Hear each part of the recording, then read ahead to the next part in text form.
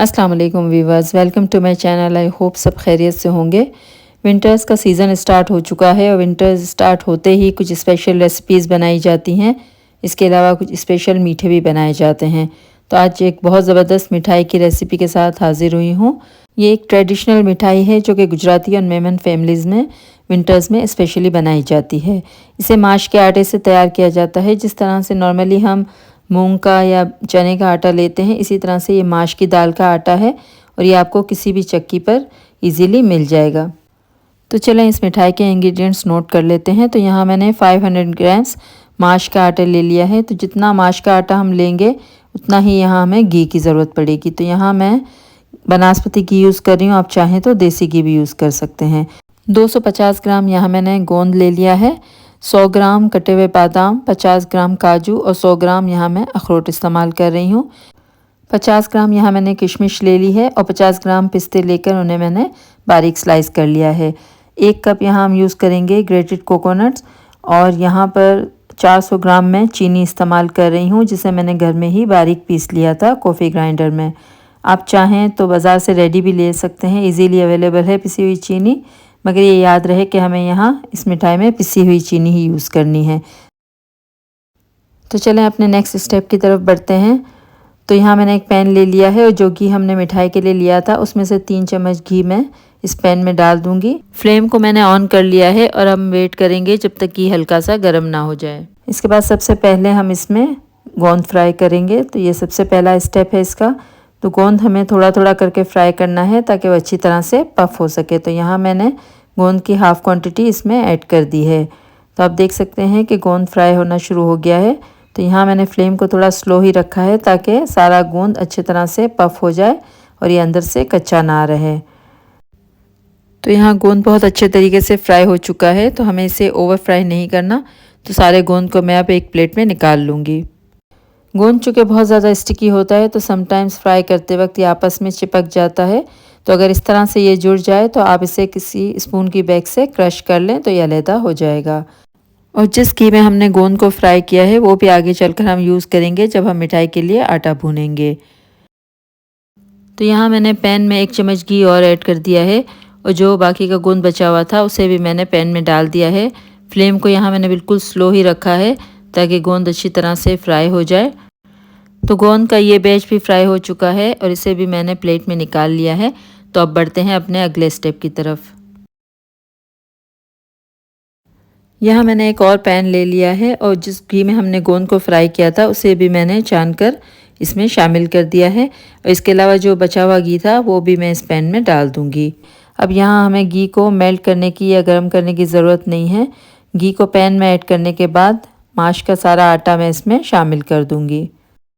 Flame को मैंने यहाँ बिल्कुल स्लो रखा है, जिस तरह दम वाली फ्लेम होती है। तो सबसे पहले हमें आटे और घी को अच्छी तरह से मिक्स करना है।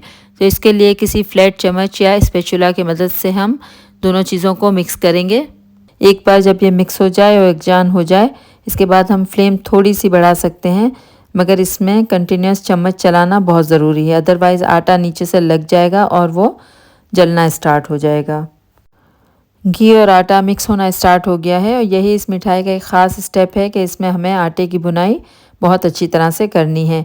अगर थोड़ी सी भी भुनाई कम हुई तो जब मिठाई रेडी होगी तो इसमें से कच्चे आटे की टेस्ट आएगी और मिठाई हमारी बिल्कुल भी परफेक्ट रेडी नहीं होगी। तो आहिस्ता आहिस्ता से आटा और घी यकजान होना स्टार्ट हो गए हैं। अभी आपको ये मिक्सचर थोड़ा सा हार्ड और ड्राई लग रहा होगा, मगर जैसे जैसे ये भुनता जाएगा ये घी छोड़ता जाएगा और इसी तरह से हमारा ये मिक्सचर सॉफ्ट और स्मूथ होता जाएगा। तो यहाँ हमें इसकी बहुत अच्छी तरीके से भुनाई करनी है फॉर गुड 20 to 25 मिनट्स, जब तक कि इसका कलर चेंज ना हो जाए और हल्का गोल्डन ब्राउन ना हो जाए। ये मिठाई बहुत हेल्दी होती है क्योंकि हम इसमें गोंद और बहुत सारे ड्राई फ्रूट्स यूज़ कर रहे हैं और माश का आटा इट्सेल्फ भी बहुत हेल्दी होता है। तो आप देख सकते हैं कि आहिस्ता आहिस्ता आटे ने कलर चेंज करना शुरू कर दिया है और घी भी रिलीज़ होना शुरू हो गया है और मिक्सचर भी हमारा थोड़ा सा सॉफ्ट हो गया और स्मूथ हो चुका है। जैसे जैसे इसकी बुनाई कंप्लीट होती जाती है और इसका कलर चेंज होना स्टार्ट होता है, इसकी बहुत ही ज़बरदस्त खुशबू पूरे घर में फैल जाती है। इस वक्त मेरा पूरा किचन इसकी खुशबू से महक रहा है। जब ये आटा सही से भुन जाता है तो इसकी एक निशानी ये है कि ये फूलना शुरू हो जाता है, जैसा कि आप देख सकते हैं, और इसमें बबल्स बनना शुरू हो जाते हैं।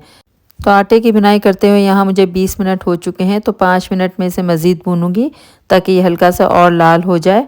और इसके बाद बाकी का प्रोसेस हम फ्लेम को ऑफ़ करके करेंगे। बाज़ लोग सारे इंग्रेडिएंट्स इसमें डालकर इसे थोड़ा सा कुक करते हैं, मगर मेरी रेसिपी थोड़ी सी डिफरेंट है।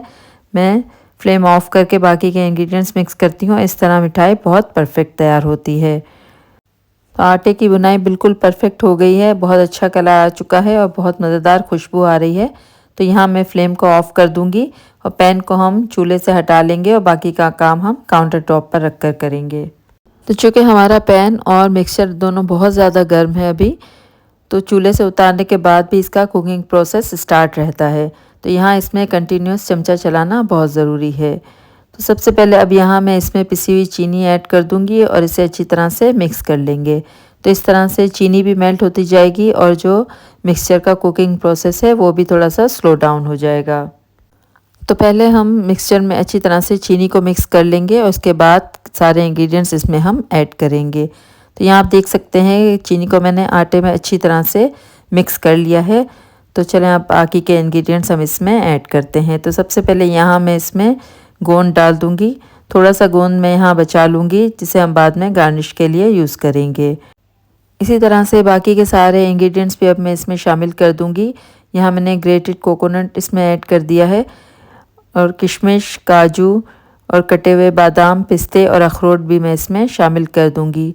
और सारे जो ड्राई फ्रूट्स हैं उन्हें भी मैंने थोड़ा थोड़ा सा बचा लिया है जिन्हें हम गार्निश के लिए इस्तेमाल करेंगे। तो इन सब चीज़ों को डालकर अच्छी तरह से हम मिक्सचर को मिक्स कर लेंगे। अभी ये मिक्सचर आपको थोड़ा सा ड्राई और अलग अलग सा फील हो रहा होगा, मगर जैसे जैसे चीनी इसमें घुलती जाएगी, मेल्ट होती जाएगी, ये मिक्सचर सॉफ्ट और स्मूथ हो जाएगा और पोरिंग कंसिस्टेंसी में आ जाएगा। तो मिठाई हमारी बिल्कुल रेडी हो चुकी है। अब इसकी कंसिस्टेंसी आप देख सकते हैं कि ये कितना स्मूथ हो गया है। तो अब हम इसे किसी मोल्ड में ट्रांसफ़र कर लेंगे। मोल्ड को मैंने ऑयल से थोड़ा सा ग्रीस कर लिया था ताकि जब हम इसके पीसेस कट करें तो वो इजीली निकल आएँ। तो सारे मिक्सचर को मैंने मोल्ड में ट्रांसफ़र कर दिया है और अब हम इसे किसी फ्लैट स्पून से अच्छी तरह से ऊपर से स्मूथ कर लेंगे ताकि जब हम इसके पीसेस कट करें तो सबकी थिकनेस एक जैसी हो।